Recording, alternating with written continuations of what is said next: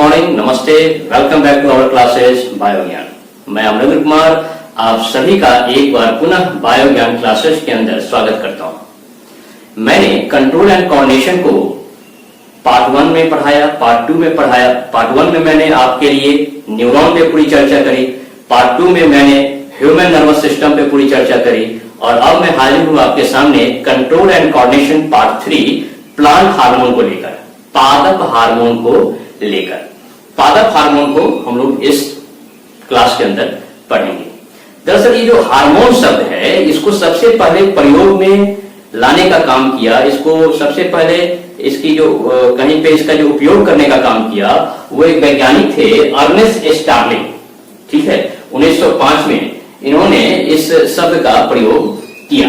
Hormones दरअसल एक प्रकार के केमिकल सब्सटेंस होते हैं, रासायनिक पदार्थ होते हैं जो केमिकल मैसेंजर, रासायनिक दूत के रूप में प्रयोग किए जाते हैं। जहां तक पादप हार्मोन की बात अगर की जाए तो पादप हार्मोन जो होता है वो पौधों के भीतर स्रावित होने वाला एक द्रव्य होता है जिसे फाइटो हार्मोन कहा जाता है। क्या कहा जाता है? फाइटो हार्मोन कहा जाता है।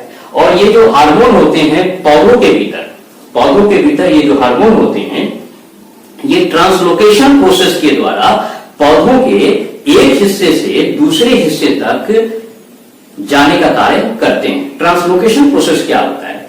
Movement of foods, minerals and hormones through phloem tissue. Phloem ऊतकों के द्वारा जब फूड्स, मिनरल्स और हार्मोन का संवहन होता है तो उसे ट्रांसलोकेशन प्रोसेस कहते हैं। ठीक है, और जो प्लांट हार्मोन होता है वो पौधों के अंदर उसकी जो मुख्य भूमिका होती है वो होती है प्लांट का ग्रोथ कराना।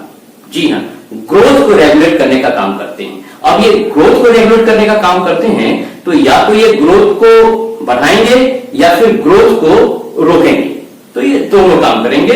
तो ये क्या करते हैं? ग्रोथ को रेगुलेट करने का काम करते हैं। आइए हम लोग देखते हैं types of hormone, types of plant hormone. Plant hormone के कितने प्रकार हैं आप देखेंगे। प्लांट हार्मोन को दो भागों में बांटा गया है, ग्रोथ प्रमोटर और ग्रोथ इनहिबिटर। ग्रोथ प्रमोटर यानी कि वृद्धि प्रवर्धक, यानी ये जो हार्मोन होंगे इस प्रकार के जो इसके अंदर जो हार्मोन आएंगे ग्रोथ करने का काम करेंगे। और दूसरा जो कैटेगरी है ग्रोथ इनहिबिटर, वृद्धिरोधी, इसके अंदर जो हार्मोन आएंगे वो ग्रोथ को कंट्रोल करेंगे, ग्रोथ को रोकने का कार्य करेंगे। तो सबसे पहले हम लोग ग्रोथ प्रमोटर को देखेंगे और ग्रोथ प्रमोटर में 5 प्रकार के हार्मोन को रखा गया है: ऑक्सिन, जिबरेलिन, साइटोकाइनिन, फ्लोरिजन और ट्राउमेटिन। जबकि ग्रोथ इनहिबिटर में, वृद्धिरोधी में इथिलीन, एब्सिसिक एसिड को रखा गया है। तो कुल 7 प्रकार के हार्मोन को हम लोग प्लांट हार्मोन के अंदर देखेंगे। तो सबसे पहले हम लोग चर्चा करते हैं ऑक्सिन के बारे में। ऑक्सिन के बारे में हम लोग सबसे पहले चर्चा कर लेते हैं। ऑक्सिन जो है ये प्लांट हार्मोन के अंदर खोजा गया सबसे पहला हार्मोन है। जी हाँ, इस बात को याद रखना है कि प्लांट हार्मोन के अंदर खोजा गया सबसे पहला हार्मोन कौन था? तो वो था ऑक्सिन। और इसको खोजने का काम किया था F.W. बेंट ने 1926 के अंदर। और ये खोजा कहां गया था? ये एक ओट्स प्लांट के टिप पर यानी शीर्ष पर खोजा गया था। शीर्ष भाग में, ओट्स प्लांट के शीर्ष भाग में इसको खोजा गया था एक प्रयोग के द्वारा। लेकिन F.W. बेंट से भी बहुत पहले बहुत सारे वैज्ञानिकों ने इस दिशा में कार्य किया था, जिसमें आपको डार्विन थे, बेसन थे, पॉल थे। ये वो वैज्ञानिक थे जो ऑक्सिन के खोज में इन लोगों ने अपना महत्वपूर्ण योगदान दिया था। यह अलग बात है कि फाइनली जो क्रेडिट गया वो F.W. बेंट को गया अपने एक प्रयोग के द्वारा यह सिद्ध कर पाए कि ऑक्सिन जो है पौधों के टिप्स पे मौजूद होता है। ठीक है, ऑक्सिन पौधों के शीर्ष में सिंथेसाइज होता है और पौधों को प्रकाश की ओर ले जाने का काम करता है। ऑक्सिन पौधों के शीर्ष भाग में, टिप पर सिंथेसाइज होता है और पौधों को प्रकाश की ओर ले जाने का कार्य करता है। और इस ऑक्सिन की वजह से पौधे प्रकाश की दिशा में मुड़ते हैं या प्रकाश की दिशा में जाते हैं। फॉर एग्जाम्पल सूर्यमुखी का पौधा, सूर्यमुखी के पौधों के टिप पे शीर्ष भाग में ऑक्सीजन बहुत ज्यादा मात्रा में पाया जाता है और यही वजह है कि जिस जिस प्रकार से सूर्य का मूवमेंट होता है, सन का मूवमेंट होता है, उसी प्रकार से सनफ्लावर का जो फ्लावर होता है वह उस दिशा में मूव कर रहा होता है, घूम रहा होता है। ठीक है, क्यों? क्योंकि उसके अंदर ऑक्सीजन बहुत ज्यादा पाया जाता है। और ये जो घटना है सूर्य के दिशा में मुड़ जाना, सूर्य की दिशा में ग्रो करना, ये कहलाता है प्रकाशानुवर्तन, जिसको इंग्लिश में कहते हैं फोटोट्रॉपिज्म। ठीक है, ऑक्सीजन जो मेनली करता क्या है, टिप्स के अंदर जो होता है ऑक्सीजन, तो ये ऑक्सीजन मेनली क्या करता है, सेल डिवीजन करता है। जी हाँ, सेल डिवीजन करता है। ये ऊपर टिप्स पे होता है, ऊपरी शीर्ष भाग में होता है, वहां पे सेल डिवीजन करता है, कोशिका विभाजन बहुत तेजी से करने लगता है, जिसकी वजह से पौधों में ग्रोथ देखने को मिलता है, जिसकी वजह से हमें क्या मिलता है, पौधों में ग्रोथ देखने को मिलता है।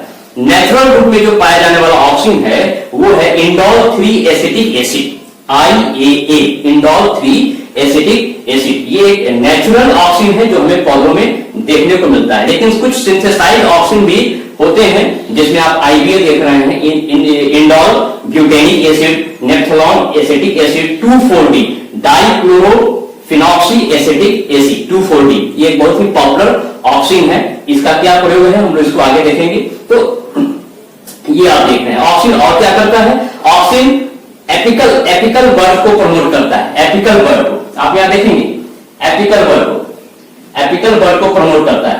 शीर्ष भाग में कली आएगी, लेकिन जो लेटरल भाग है, लेटरल जो पार्श्व भाग में कली जो है उसको रोकने का काम करता है, इनहिबिट करता है। ठीक है, लैटरल बर्ड्स को इनहिबिट करता है और एपिकल बर्ड्स को प्रमोट करता है। ठीक है, फिर आप देखेंगे break seeds dormancy and quick germination. ये क्या करता है, सीड्स के जो डॉर्मेंसी है, जो सीड्स निष्क्रिय अवस्था में होता है, उसको ये एक्टिव करता है, उसको एक्टिव फेज में लाने का काम करता है। और एक्टिव फेज में लाके क्या करता है, बीज के अंदर अंकुरण कराने का काम करता है, बीज के अंदर अंकुरण कराने का काम करता है। ठीक है, तो ये आपका एक बहुत इंपॉर्टेंट रोल है ऑक्सीजन का, कि break seeds dormancy and do quick germination. फल एवं पत्तियों का सेपरेशन रोकता है, फल एवं पत्तियों का सेपरेशन रोकता है। जड़ की वृद्धि को नियंत्रित करता है, जड़ की वृद्धि को नियंत्रित करता है, जड़ की वृद्धि को। साथ ही साथ ये टिश्यू कल्चर में भी उपयोग किया जाता है। टिश्यू कल्चर आप जानते हैं कि किसी पौधे के एक सेल से उसको ग्रो करा करके मल्टीपल सेल में कन्वर्ट करके कैलस का निर्माण किया जाता है और उस कैलस से फिर एक नए प्लांट का डेवलपमेंट, विकास कर लिया जाता है। तो इस प्रोसेस में ऑक्सीजन कैसे हेल्पफुल होता है, ऑक्सीजन के प्रयोग से कैलस का निर्माण जल्दी होता है, कैलस से प्लांट का निर्माण जल्दी होता है। तो टिश्यू कल्चर में भी आप देखेंगे कि ऑक्सीजन का प्रयोग करके जल्दी से टिश्यू कल्चर के प्रोसेस को पूरा करा लिया जाता है। लो कंसंट्रेशन ऑफ ऑक्सीजन, अगर पौधों में ऑक्सीजन की मात्रा कम होती है तो क्या होता है, रूट इलॉन्गेशन होता है, रूट में वृद्धि होती है। और यदि हाई कंसंट्रेशन होता है पौधों के अंदर ऑक्सीजन का हाई कंसंट्रेशन करने का मतलब ऑक्सीजन की मात्रा ज्यादा होती है, तो सूट इलॉन्गेशन होता है। क्या होता है, सूट इलॉन्गेशन होता है।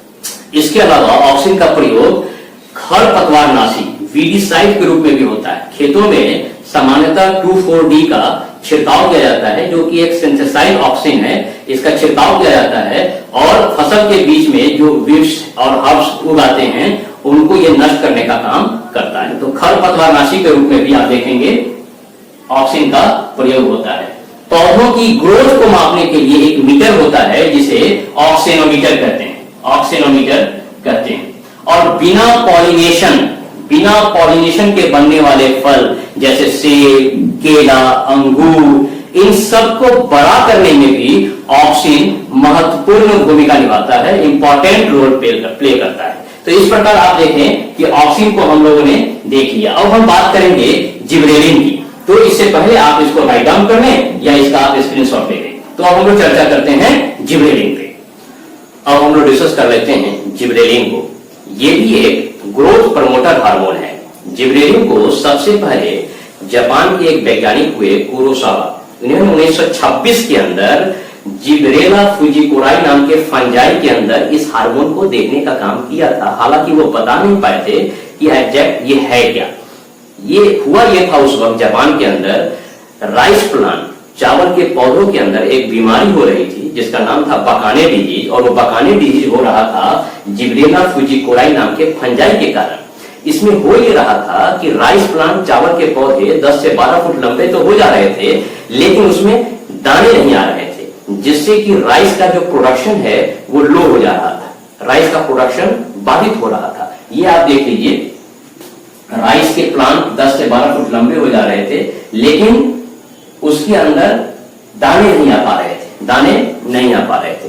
तो इस प्रकार से ये डिजीज हो रहा था, लेकिन ये पता नहीं चल रहा था कि आखिर इसके पीछे कारण कौन है। लेकिन सन 1938 में दो वैज्ञानिक जो जापान से ही थे, टी याबुता और टी हयाशी, इन्होंने इस बात को कंफर्म किया कि ये जो राइस प्लांट का जो अनएक्सपेक्टेड ग्रोथ हो रहा है, इसके पीछे एक हार्मोन है, वो है जिब्रेलिन। वो कौन है? जिब्रेलिन। इस बात को उन्होंने कंफर्म कर दिया सन 1938 में। तो ये तो रही जिब्रेलिन के हिस्ट्री की बात। अब हम बात करते हैं इसके मुख्य कार्यों की बात, इसका मेन फंक्शन क्या है। इसका जो मेन फंक्शन है, स्टीम एलोंगेशन एट इंटरनोड, तने की लंबाई में वृद्धि करना। देखिए, ये जो पत्तियां जहां से निकलती हैं, जिन गांठों से पत्तियां निकलती हैं, तो उन गांठों के बीच का जो स्पेस होता है, पत्तियों के निकलने वाली गांठों के बीच का जो स्पेस होता है, उसे इंटरनोड कहते हैं। यहां आप देख सकते हैं इंटरनोड। और ये इंटरनोड के इलोंगेशन का, उसकी लंबाई में वृद्धि करने का, तने की लंबाई में वृद्धि करने का काम करता है। तो ये इसका मुख्य कार्य है। तो आप देख रहे थे ऑक्सीन कहां हो रहा था? पौधों के शीर्ष भाग में, और वहां पे सेल डिवीजन करके वो ग्रोथ करा रहा था, लंबाई में वृद्धि करा रहा था। ये कहां हो रहा है? ये तने के इंटरनोड में हो रहा है, तने के इंटरनोड में हो रहा है, और वहां पे सेल डिवीजन करा के उसकी लंबाई को, तने की लंबाई को बढ़ाने का काम कर रहा है। जिब्रेलिन रूट टिप्स और सीड्स में भी प्रचुर मात्रा में पाया जाता है। जिब्रेलिन बड्स की निष्क्रिय अवस्था को खत्म करता है, कलियों की निष्क्रिय अवस्था को खत्म करके उसके सक्रिय अवस्था में लाता है, यानी कि कलियों को खिलाने में मदद करता है। Break seeds dormancy and do germination, ये सीड्स यानी बीजों की निष्क्रिय अवस्था को खत्म करके सक्रिय अवस्था में लाता है और अंकुरण कराने का काम करता है। पत्तियों को आसानी से झरने नहीं देता, पत्तियों को आसानी से झरने नहीं देता है। बौने पौधों को लंबा करता है, ठीक है। इसके छिड़काव से फल फूल का आकार जो है बड़ा होता है। खासकर इसका प्रयोग जो होता है जिब्रेलिन का, अंगूर की खेती में बहुत ज्यादा किया जाता है। ये जिब्रेलिन आप देख रहे हैं, और इसका जो प्रयोग होता है अंगूर की खेती में बहुत ज्यादा होता है। डिले सीनेसेंस, डिले सीनेसेंस कहने का मतलब है पौधों की जो एजिंग है उसको स्लो डाउन करता है। जी हाँ, पौधों के उम्र बढ़ने की जो रफ्तार है उसको धीमा किया जाता है। किसके द्वारा? जिब्रेलिन के द्वारा। ये भी जिब्रेलिन का एक मेन फंक्शन है। 150 से ज्यादा जिब्रेलिन अब तक मौजूद है, जिसमें सबसे जो प्रमुख जिब्रेलिन है वो है GA3। और कुछ फीमेल प्लांट के अंदर जिब्रेलिन के ट्रीटमेंट से मेल फ्लावर को इंड्यूस किया जाता है, मेल फ्लावर को इंड्यूस किया जाता है कुछ फीमेल प्लांट के अंदर। तो ये रहा जिब्रेलिन के बारे में। अब हम लोग बात करते हैं साइटोकाइनिन। साइटोकाइनिन का अर्थ होता है सेल डिवीजन, जी हाँ, कोशिका विभाजन। और इसको खोजने का काम किया था F. स्कूग और C. मिलर ने सन 1955 में। ये तो इसके हिस्ट्री की बात हो गई। मेन फंक्शन इसका अगर देखेंगे तो जहां जहां भी पौधों में सेल डिवीजन की आवश्यकता होती है, कोशिका विभाजन की आवश्यकता होती है, हर उस जगह पे साइटोकाइनिन पाया जाता है। ये सेकेंडरी ग्रोथ को प्रमोट करता है। सेकेंडरी ग्रोथ को प्रमोट करने का मतलब ये है कि पौधों की चौड़ाई को बढ़ाता है, डायमीटर को बढ़ाता है, उसकी मोटाई को बढ़ाने का काम करता है। ये आप देखिए, उसकी मोटाई को बढ़ाने का काम करता है, ठीक है। साथ ही साथ इंट्राफेसिकुलर कैम्बियन के निर्माण में सहायक होता है। इंट्राफेसिकुलर कैम्बियन जो होता है जाइलम और फ्लोएम ऊतकों के बीच में होता है, और उसके निर्माण में जब सहायक होगा तो बट नेचुरल है कि पौधों की चौड़ाई भी बढ़ेगी। ये देखिए, इंट्राफेसिकुलर कैम्बियम के निर्माण में सहायक होता है, जो जाइलम और फ्लोएम ऊतक के बीच में होता है, और उससे क्या होता है, पौधे की चौड़ाई में, सेकेंडरी ग्रोथ में ये जो हार्मोन है सहायक होता है। साथ ही साथ सरप्रेस एपिकल बड, शीर्ष भाग में होने वाली जो कली होती है, शीर्ष भाग में होने वाली जो कली होती है, उसके ग्रोथ को ये रोकता है, उसके ग्रोथ को सप्रेस करता है। और जो लैटरल भाग, लैटरल पार्ट है, जो पार्श्व भाग है, वहां से निकलने वाले कलियों के ग्रोथ को, उसकी वृद्धि को ये इंड्यूस करता है, उसको बढ़ाने का काम करता है। साइटोकाइनिन अगर ज्यादा होता है तो सूट का फॉर्मेशन होता है, सूट फॉर्मेशन, और यदि ऑक्सिन ज्यादा होता है तो रूट फॉर्मेशन होता है। बीजों के अंकुरण में सहायक होता है, पहले ही मैंने बताया, इसका ये भी कार्य है। साथ ही साथ ये भी एक काम करता है, डीले सीनेसेंस, ये भी पौधों की एजिंग को स्लो डाउन करता है। आरएनए एवं प्रोटीन को बनाने में ये सहायक होता है। तो हम लोगों ने चर्चा कर लिया जिबरेलिन पे, साइटोकाइनिन पे। अब आइए हम लोग चर्चा करते हैं फ्लोरिजेन के बारे में, जो कि एक ग्रोथ प्रमोटर हार्मोन है। इस हार्मोन को सबसे पहले जूलियस वॉन सैक ने सन 1865 में खोजने का काम किया, हालांकि वो इसका नामकरण नहीं कर पाए। उन्होंने एक फूल देने वाले पौधे को बिना फूल देने वाले पौधे में ट्रांसफर किया तो देखा कि जो बिना फूल देने वाला पौधा है वह भी फूल देने लगा, लेकिन इसका कारण नहीं बता पाए। बाद में एक वैज्ञानिक हुए सन 1936 में, कैजलेक जॉन, जिन्होंने सन 1936 में यह बताया कि वो हार्मोन और कुछ नहीं, फ्लोरिजेन था। फ्लोरिजेन जो है यह हार्मोन पत्तियों में बनता है, लेकिन फूल खिलाने में यह मदद करता है, जिसके कारण इस हार्मोन को फूल खिलाने वाला हार्मोन कहते हैं, फ्लावरिंग हार्मोन भी कहते हैं। यह हार्मोन विपरीत परिस्थितियों में फल और फूलों को गिरने से बचाता है और फसल की पैदावार को बढ़ाने का काम करता है, लेकिन मेनली ये क्या है, मुख्य रूप से ये फ्लावरिंग हार्मोन है। फाइनली हम लोग बात करते हैं एक और ग्रोथ प्रमोटर हार्मोन, जिसको ट्रोमैटिन कहते हैं। इसकी खोज सन 1939 में जेम्स इंग्लिश जूनियर और जेम्स फेडरिक बोनर ने किया था। इसको बीन्स के पौधे में, बीन्स के डैमेज सेल के अंदर इन्होंने आइडेंटिफाई किया था। ये करता क्या है ट्रोमैटिन, ये पौधों की जो डैमेज सेल्स होती हैं उसको रिपेयर करने का काम करती है। आप कह सकते हैं कि ये जो पौधे की जो कोशिकाएं होती हैं, जो क्षतिग्रस्त कोशिकाएं होती हैं, उसके जख्म को भरने का यह काम करता है। ट्रोमैटिन एक प्रकार का डाइकार्बोक्सिलिक एसिड है। तो इस प्रकार से हम लोगों ने यह देख लिया कि जितने भी ग्रोथ प्रमोटर हार्मोन है 5 प्रकार के, ऑक्सिन है, जिबरेलिन है, साइटोकाइनिन है, फ्लोरिजेन है और ट्रोमैटिन है, इसको हम लोगों ने देख लिया। अब हम लोग चर्चा करने वाले हैं वृद्धिरोधी हार्मोन। वृद्धिरोधी हार्मोन में हम लोग पढ़ेंगे इथिलीन के बारे में और एब्सिसिक एसिड के बारे में। तो आइए जानते हैं इथिलीन के बारे में। इथिलीन जो है एकमात्र ऐसा पादप हार्मोन होता है जो कि पौधों में गैसीय अवस्था में पाया जाता है। इसका फार्मूला होता है C2H4। जहां तक इसके इतिहास की बात करें तो रिचर्ड गेने नाम के एक वैज्ञानिक हुए, जिन्होंने सन 1934 के आसपास इसको आइडेंटिफाई किया था। लेकिन उससे भी पहले सन 1924 के आसपास एक और वैज्ञानिक हुए, फ्रैंक डी डैनी, जिन्होंने ये बताया कि ये फल पकाने वाला हार्मोन है। ये सिंथेसाइज होता है रूट से, सूट से और राइपनिंग फ्रूट से। पके हुए फलों में ये सिंथेसाइज होता है। इसके साथ ही ये फल पकाने वाला हार्मोन है। ये क्या है, फल पकाने वाला हार्मोन है, प्राकृतिक तरीके से फल पकाने वाला हार्मोन है। पौधों के शीर्ष भाग में जो लैटरल बर्ड्स होता है, पौधों के शीर्ष भाग में, पौधों के शीर्ष भाग में जो लैटरल बर्ड होता है उसको ये रोकने का काम करता है, उसके ग्रोथ को ये रोकने का काम करता है। इसके साथ ही जो टैप रूट होता है, जिसको आप मेन रूट कहते हैं, टैप रूट के लैटरल पार्ट से, पार्श्व भाग से ये रूट का फॉर्मेशन कराता है। ये देखिए, पार्श्व भाग से ये रूट का फॉर्मेशन कराता है। इसके साथ ही ये इपिनास्टी को प्रमोट करता है। इपिनास्टी बोलने का अर्थ होता है dropping of leaves and flower, पत्तियों और फूलों को गिराने में ये सहायक होता है, इसको इपिनास्टी कहते हैं।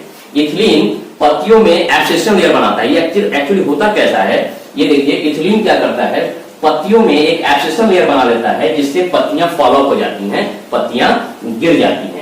फल एवं पत्तियों में सीनेसेंस को प्रमोट करता है, उसकी एजिंग को बढ़ाता है। फल एवं पत्तियों की एजिंग को बढ़ाता है, उसकी उम्र को बढ़ाता है, यानी उसको बूढ़ा करता है, ऐसा आप समझ लीजिए, उसको मुरझा देता है, ऐसा आप समझ लीजिए। इसके साथ ही एथिलीन क्या करता है, क्लोरोफाइलेज नाम के एंजाइम का सिक्रेशन करता है जो क्लोरोफिल नाम के पिगमेंट को नष्ट कर देता है।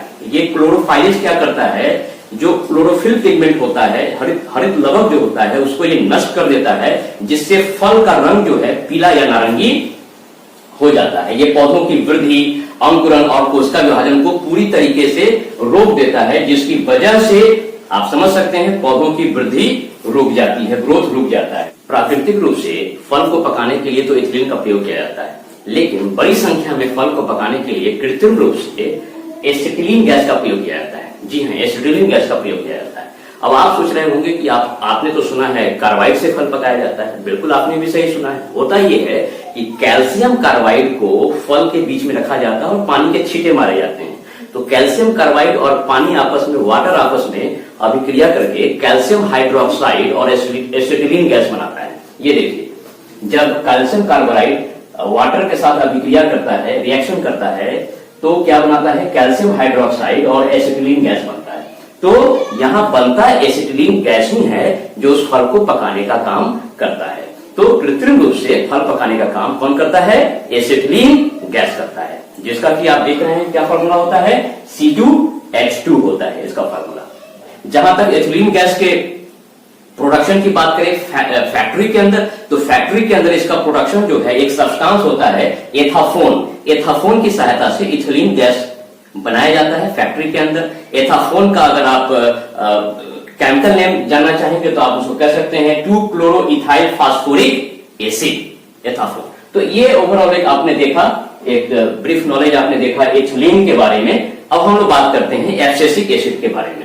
एब्सिसिक एसिड एक नेचुरल ग्रोथ इनहिबिटर है, हार्मोन है, एक नेचुरल जो है प्राकृतिक रूप से एक वृद्धि रोधी हार्मोन है, जिसका कि फार्मूला होता है C15H20O4।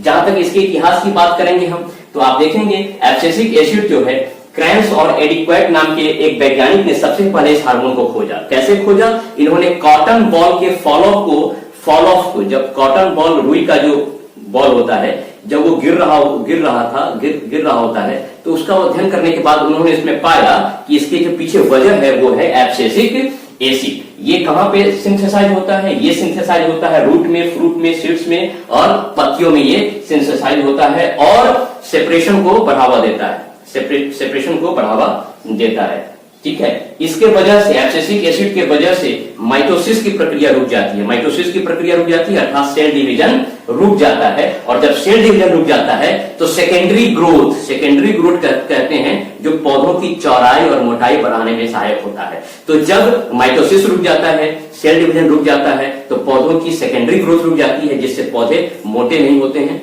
जहां तक हो रहे होते हैं वहीं पे वो रुक जाते हैं। ये कैसे होता है, ये होता है एक और वजह से भी सेकेंडरी ग्रोथ रुकता है। कैम्बियम टिश्यू जो होता है उसको सप्रेस कर देता है।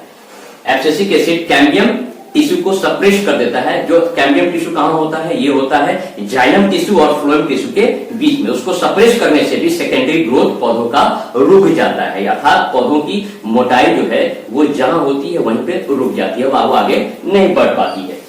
इसके साथ ही आप देखेंगे ये लीफ, फ्लावर, फ्रूट में सीनेसेंस को बढ़ावा देकर के फॉलो अप कराता है। रूट, फ्लावर, लीफ में सीनेसेंस अर्थात एजिंग को बढ़ाता है, उम्र को बढ़ाता है, और उससे क्या होता है, उसको मैच्योरिटी की ओर ले जाता है, जिसकी वजह से लीफ, फ्रूट ये और ये जो है आपके सब फॉलो अप होने शुरू हो जाते हैं। Act as a stress hormone, ये एक स्ट्रेस हार्मोन के रूप में भी जाना जाता है, act as a stress hormone. इसके साथ ही ये एडवर्स कंडीशन के अंदर जब पौधों को पानी की बहुत ज्यादा आवश्यकता होती है और वैसे जगहों पे जहां की पानी उनको पर्याप्त नहीं मिल पाता है, तो वो एक एडवर्स कंडीशन होता है पौधों के लिए। उस एडवर्स कंडीशन के अंदर एब्सिसिक एसिड क्या करता है, जो स्टोमाटा का पोर होता है, पत्तियों के अंदर जो स्टोमाटा का पोर होता है, जिसको रंध्र छिद्र कहते हैं, उसको ये बंद करवा देता है, उसको ये क्लोज कर देता है। क्लोज करने से ये होता है कि ट्रांसपीरेशन जो है वो रुक जाता है। ट्रांसपीरेशन अर्थात वाष्पोत्सर्जन रुक जाता है। जो पत्तियों से जल निकलने की जो क्रिया होती है, वापस वातावरण में जो जाता है, वो प्रक्रिया रुक जाती है। तो इससे क्या होता है कि पौधों को पर्याप्त मात्रा में पानी मिल जाता है, जो अपने विकास को करने के लिए। लेकिन अगर आप देखेंगे एब्सिसिक एसिड ऐसा नहीं करेगा तो बहुत ज्यादा मात्रा में जो है वाष्पोत्सर्जन के माध्यम से पानी निकल जाएगा और पौधा सूख जाएगा। तो उसके लिए क्या करता है एब्सिसिक एसिड, इन एडवर्स कंडीशन ये स्टोमाटा के पोर को बंद करके ट्रांसपीरेशन को रोक देता है, ट्रांसपीरेशन वाष्पोत्सर्जन को रोक देता है, जिससे कि पौधों के लिए पर्याप्त मात्रा में पानी उपलब्ध हो पाता है। इसके साथ आप देखेंगे लॉन्ग डे प्लांट और शॉर्ट डे प्लांट के अंदर, तो यहाँ लॉन्ग डे प्लांट में ये आपको फ्लावरिंग को रोकता है और शॉर्ट डे प्लांट के अंदर ये फ्लावरिंग को प्रमोट करता है। अभी लॉन्ग डे प्लांट और शॉर्ट डे प्लांट के बारे में थोड़ा सा मैं बता दूं।